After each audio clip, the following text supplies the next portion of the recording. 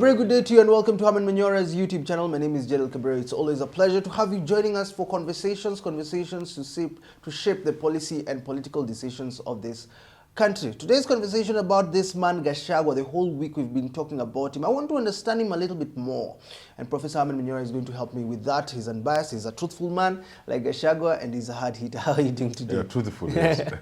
Like Gachagua, I'm a truthful man. Let me try to understand Gachagua. Everyone seems to think he's the right man to face Ruto in 2027. I've heard that narrative, yes. He's coming out very strongly. He's trying to rebuild back his popularity in Mount Kenya region. I believe he's going to do a 3-day tour in the Rift Valley region. From the onset, you saw him becoming the deputy president, the running mate of William Ruto. Most people did not believe he's going to make it this far. How would you describe the route he has taken to become popular in Mount Kenya? This American thing is rubbing on us since Ruto went there. You know the accent comes. But tell me, how do you think Gachagua has done himself justice when it comes to popularizing himself? There's a transition, and everybody will go through the transition. All of us. An office shapes you. You can't be the same Gachagua after being DP for a year. Never. It will shape you. Yeah. So I used to notice when I was a teacher in high school, one of you becomes the deputy principal. Yeah. Those days, deputy headmaster. Yeah. And all of a sudden, he's in suits, of course, very cheap suits. But he's now different from you people. Therefore, an office and the responsibility have a bearing that really introduces some change in you. So this transition of Gachagua is more or less natural. Then there's, of course, the extra effort he's making because of what he can hear people say about him. People say he's Kenyeji, and we must do something about it. People say even look at the way he's dressed. He has changed his dressing. Look at the way he's very ruffian in the way he talks. He has changed that. So it's natural. It's a natural development. From where you sit, though, and that is really disappointment. That really disappoints those who have been saying Gachagua is a terminal DP. The conversation around Gachagua being a possible president, or leave alone presidential candidate, has always been dismissed. Nobody has ever wanted to have that conversation. But now, that is changing. He's beginning to look like, indeed, he can be president. So that's it's normal to me. Talk to me about the reception we saw in Kirinyaga, people singing, welcoming him. He comes out, says, Uhuru is our son. We want him.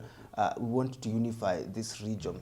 What strategy is he using? Is it the normal Ruto strategy of going to the people? Or what do you think he's trying Karl Marx talked about it long time ago. Conflict orientation. In other words, people who are from the same flock, either by tribe, by religion, by class, whatever, they may not even know they need to belong together. They're just loosely together. They can even have differences. They can even be fighting among themselves. But the moment you introduce an external enemy, they unite. So this bashing of Gachagua, and I've been advising these people from State House and elsewhere, the more you bash Gachagua, the more you unite the community from which he comes. It's natural. Not every Kalenjin would really have supported Ruto, at least not in the manner they were ready to die for him. If that perception of him being persecuted by Uhuru had not been there. Okay. So this is what is happening. This is from old school. This is from the books. Nobody's inventing it. Gachagua is not inventing anything. So those who are building him, and sometimes these politicians, they are just, I have said this many times and you've heard, most of these people are just overrated. They just had opportunities to be where they are, not because they're intelligent. No, they're just overrated people. So what do you think is happening, though, with Martha Karua and Jeremiah Kioni forming Limuru 3 to talk about Mount Kenya region? What do you think that affects Gachagua in any way? Is by default. He became a beneficiary by default. An attempt to bash Gachagua failed miserably. Instead, the problems of the community became synonymous with the problems of Gachagua. Those are the unintended consequences of Limuru 3. So even Mother Karua and Jeremiah Kioni, they quickly found themselves in the shadow of Uhuru And you can say, for a fact, there's no love lost between Martha Karua and Uhuru Kenyatta. Is that not true? Yes. But they found themselves in the shadow of Uhuru Kenyatta and in another shadow of Rigathi Gachagua. Because it's about the community being played. It's about the community being disenfranchised. It's about the community being divided using its own. And quickly, Gachagua became the symbol of that frustration of the community. So everybody in Limuru found themselves sheltering under a tree called Uhuru Kenyatta and another one called Rigathi Gachagua. That's how these things work. But for many believe that without William Ruto, Gachagua is not. The way some compare the likes of Kimani Chungwa and Ndindi Nyoro being under the shadow, as you put it, of Ruto. Is Gachagua ripe enough? Even some call him still former DO. They don't believe he's ripe enough for the politics and national politics of Kenya. Let them try Gachagua. I have told people in private conversation and in open like this, give Gachagua 6 months. If you want to deal with Gachagua, and I hope he doesn't hate me, I was the last person, I think, with him on TV before he became big things. Let me tell you this. If you give Gachagua another 6 months or so, he'll be larger than Mount Kenya. Yes. If and you he hasn't deal with him, do it now. And he hasn't made it yet in Mount Kenya. Which Mount Kenya? Mount Kenya is now firmly behind Gachagua. Talk to me about Murang'a, Kiambu. Forget about it. You see what is happening now? Let me tell you. And again, thanks, according to Gachagua, thanks to these people who are attacking him. In a manner, Kenyatta warned against Jomo Kenyatta. So if you want to slaughter a cow, please don't show it the knife, don't show it the rope. And they are showing Gachagua. Gachagua already has Nyeri under wraps. Completely. If you touch Gachagua in Nyeri, you are touching people who are ready even to die.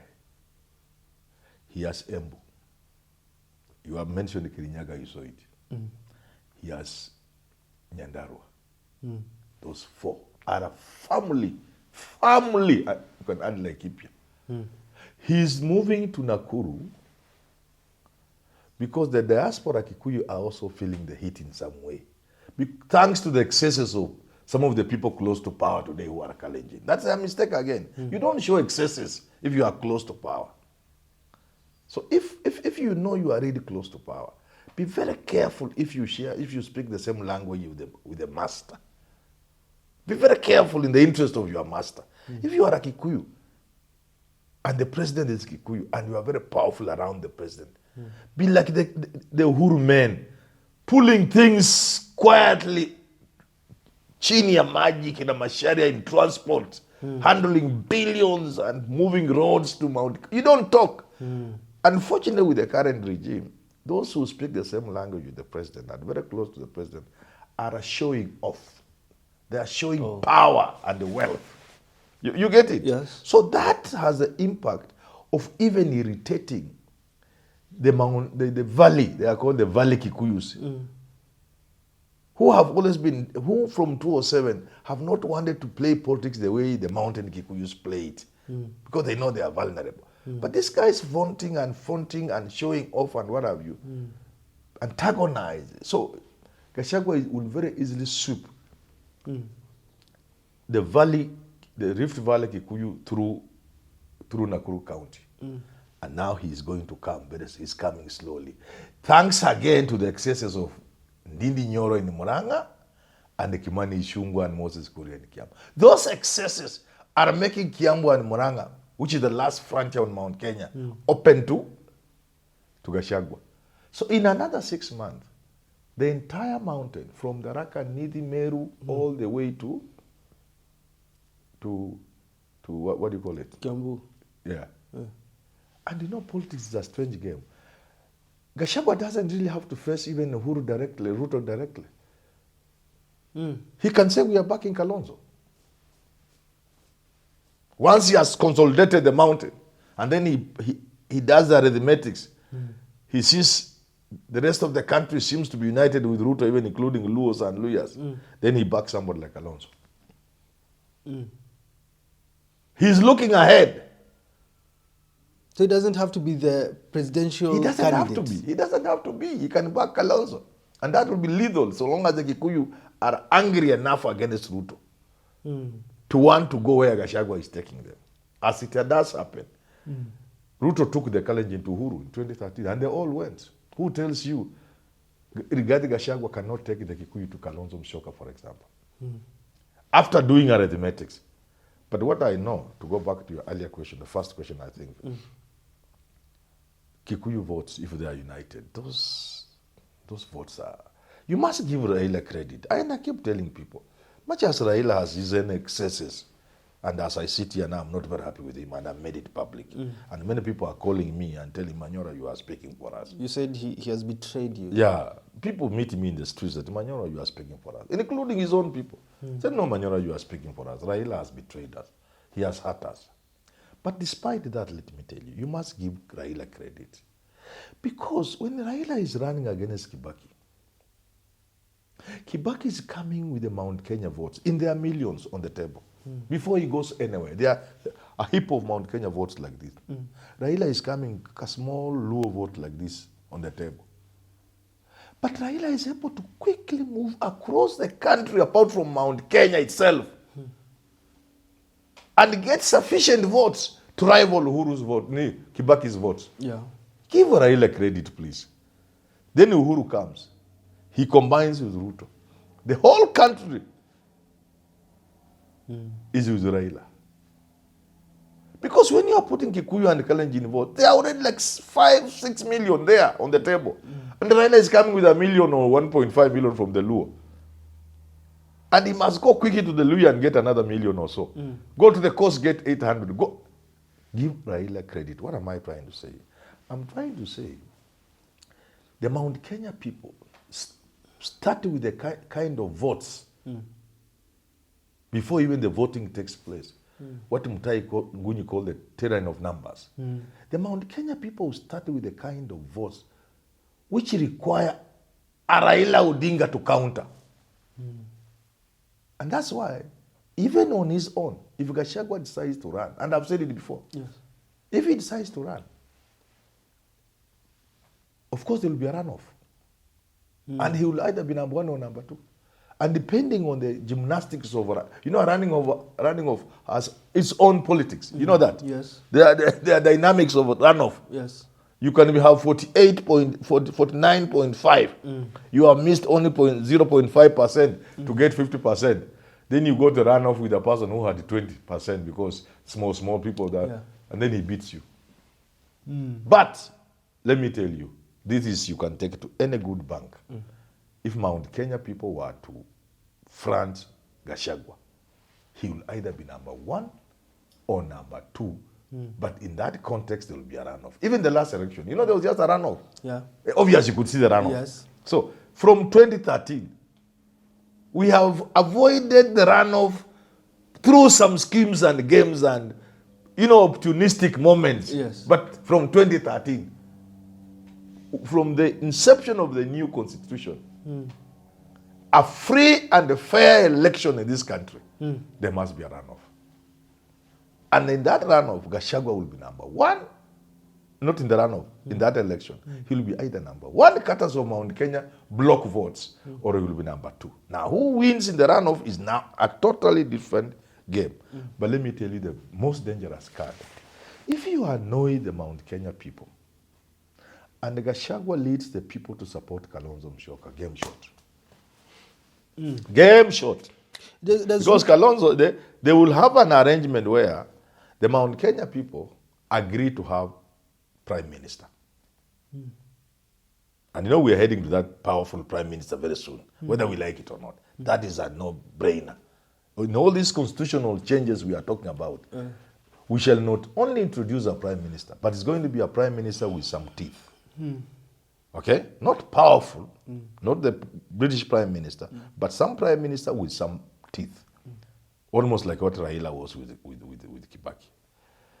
If the Mount Kenya people decide they want Kalonzo to run and Aluya to be running mate and they to get prime minister, there is no chance either on earth or in heaven that anybody can beat that combination. There's, Nobody. Even through stealing, you cannot, because the Kalonzo votes will be so many that any rigging is not going to be possible. The Kikuyus get annoyed enough, unite under Gachagua, or whoever it is, and agree to back someone like Kalonzo Musyoka, who then takes a Luya as a running mate.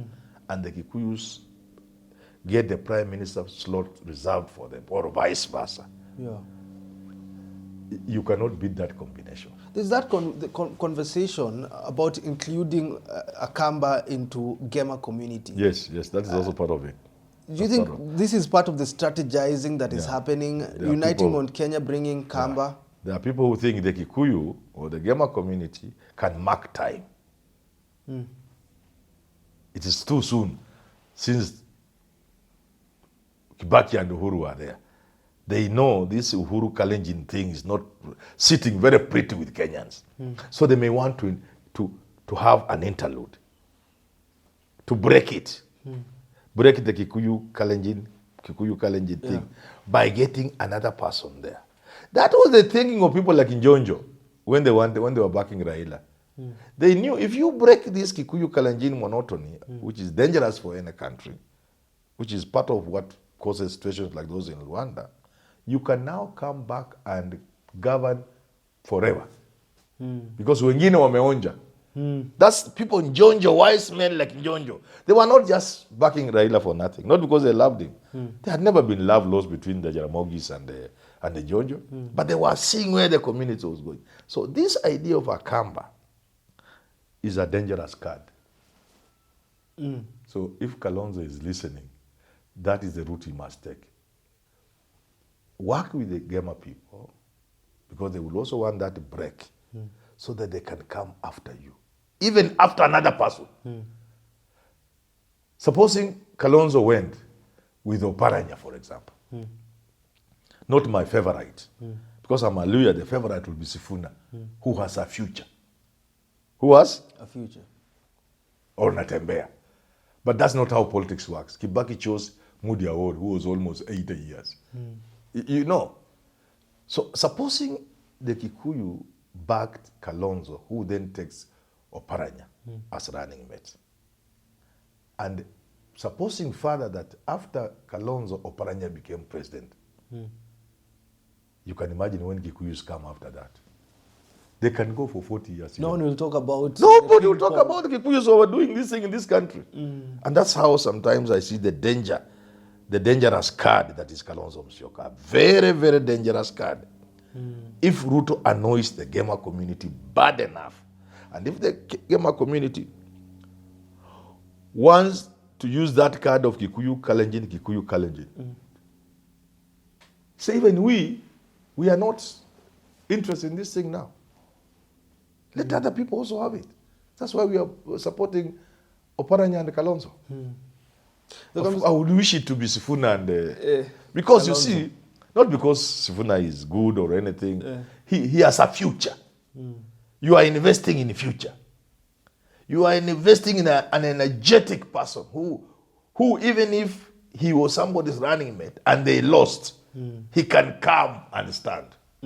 If you have an old man like Oparanya and they stand and lose, they go, all of them. You'll never come back. Sifuna can come the next election. Now as a presidential candidate or yet another attractive, or they go Sifuna and Kalonzo, they win. But after Kalonzo, they have not done so well, and therefore Kalonzo loses in the next election.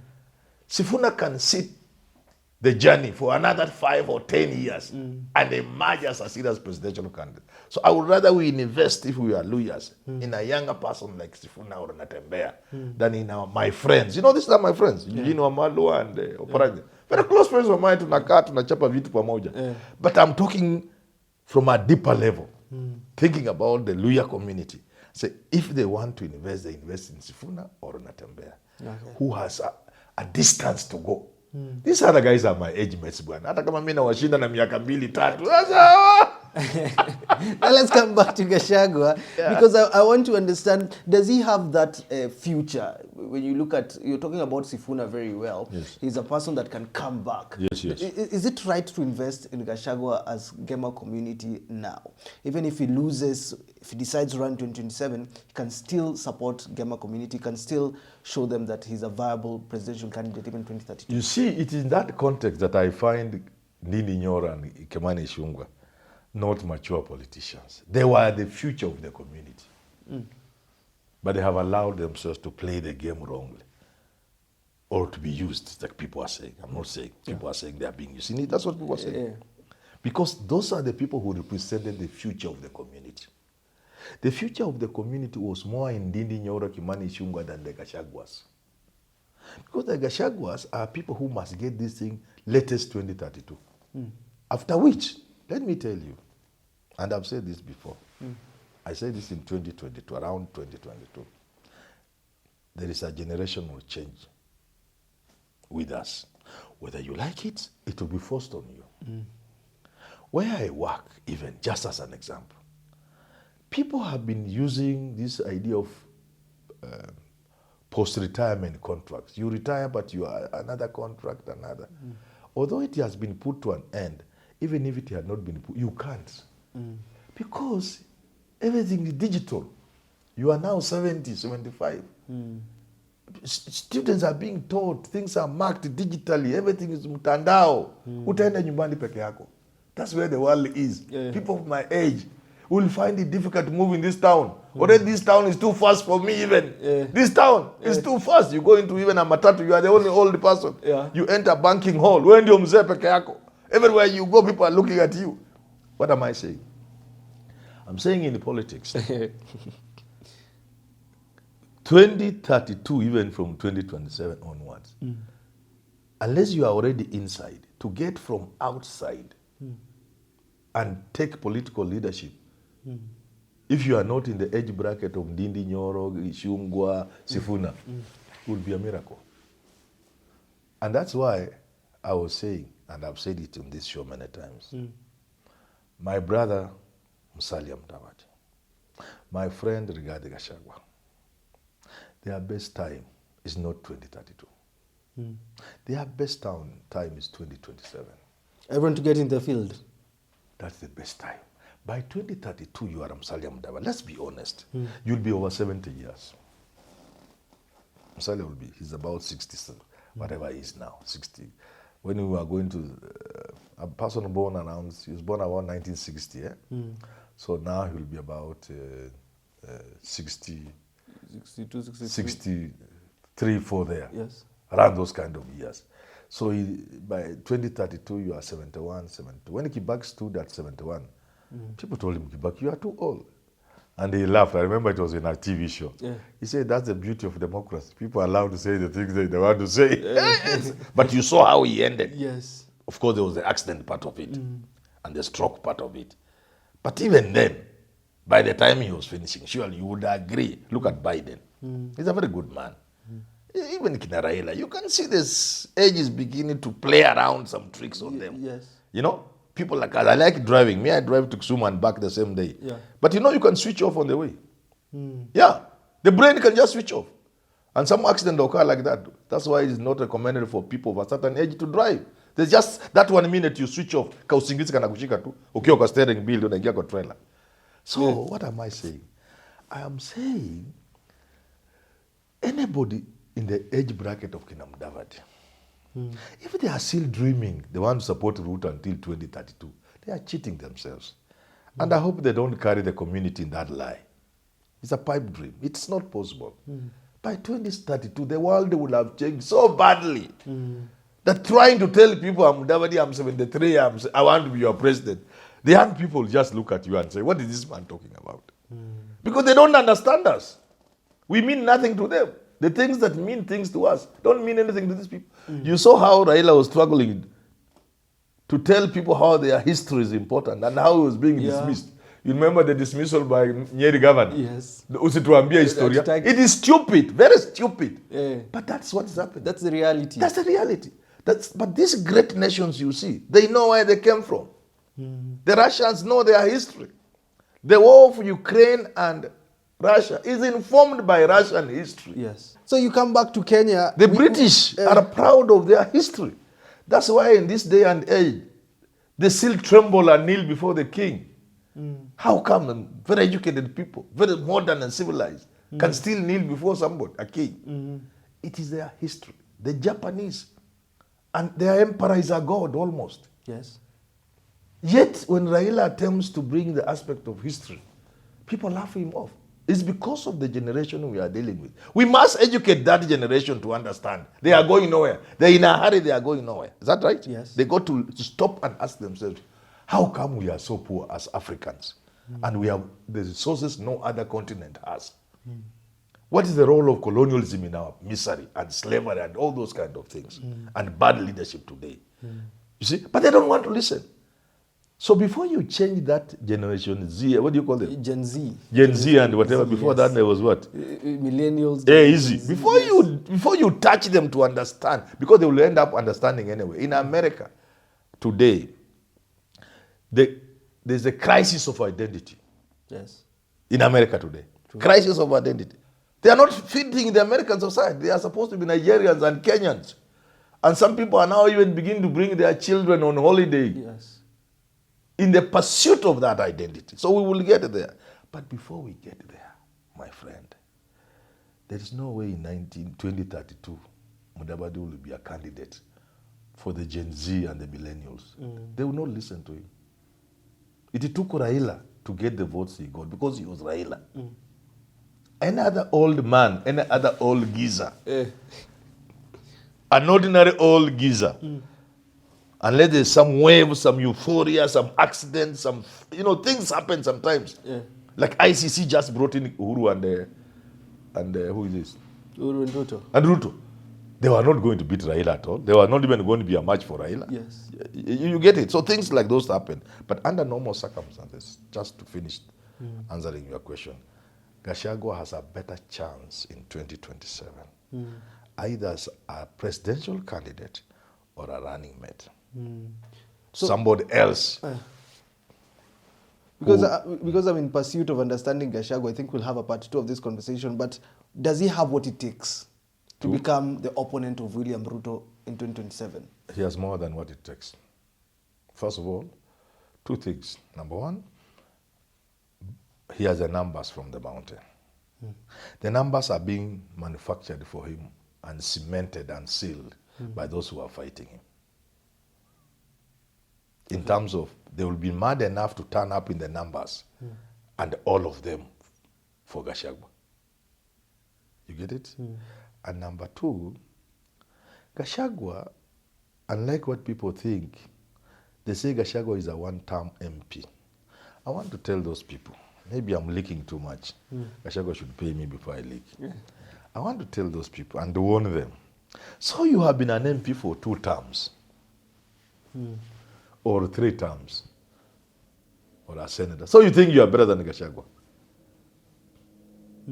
You have more experience in public life than Gachagua and the politics. That's the perception. Gachagua, who was a special DO with Kinamoi, who have worked with the provincial administration,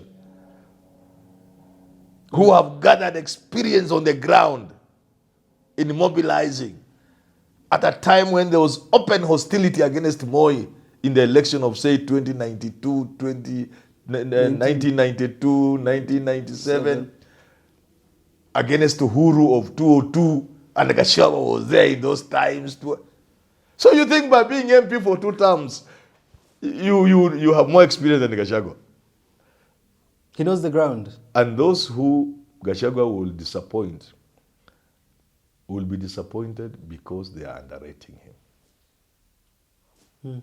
Yes. And so he has the capacity. He has gathered more than you need in terms of experience. Look at people who have worked in the provincial administration and the public service. When they become like governors, how they do better than the others who are just coming because they were MPs. Natembea. Why do you think Oparanya was very successful in Kakamega? Minister of Planning. Before that, he was somebody serious in management. Look at Natembea. Why is he just Why is being governor like a cup of tea to just taking tea to Natembea? Dio, Papa, Dio, those my DC things, then regional something, Yeah. equivalent of PC. The experience you pick in that line is more than being an MP for 5 years.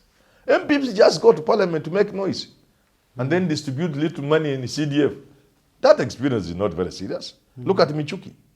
Just follow the career of anybody who has been in the provincial administration. Even people like Lusaka. People who have been in DOs, DCs, then they became maybe PCs or what, permanent secretaries, career public servants. When you are a public servant from the age of, say, 25, assistant secretary, what, DO, things like those, you rise up to the level of undersecretary or deputy permanent secretary now, up to, for 20 years. A man like that, what he knows about government. This partly explains some of the errors Ruto is making. You get it? Yes. Because he does not have that public service experience of running government. That's why people like Uhuru, Kibaki, they found it extremely necessary and useful for them to have careerists like Mudavadi. Look at how Mudavadi made Kibaki's work easy, and later Uhuru. Look at Kinyua. Look at how Kinyua helped Uhuru navigate governance up to the crisis moment of 2022 and so on. Do not underrate the experience any country that people get when they work in the public service like Gachagua. Don't look at Gachagua and say one-term MP. We got to wrap it up. I think we'll have another conversation of understanding politics and governance here in Kenya. But do you underrate Rigathi Gachagua? Do you think he has what it takes to be the opponent of William Ruto in 2027? Leave a comment down below.